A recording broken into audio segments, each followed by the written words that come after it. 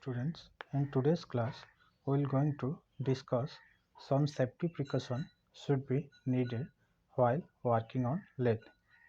So before operating the machine, one should fully understand its operation, control and how to stop it. All gears and gear ends of the lathe should be properly guided. Safety goggles are preferred to avoid damage to the eye by flying chips. Avoid wearing rings, bracelet or watch. Machine should not be left at running condition and the operator should be alert during a job. Before starting a lathe spindle by power, spindle should be rotated by one revolution by hand to make it sure that no falling is there.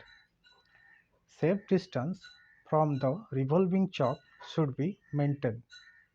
Tools and instruments should not be placed above the lathe bed.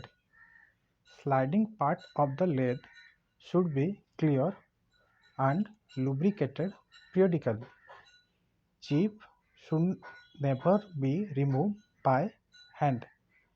It can be removed by brush. Before starting the machine, the work should be planned properly. Before moving the carriage clamping screw should be unlocked. On hearing unusual noise, machine should be stopped immediately and should not be operated till fault is clear.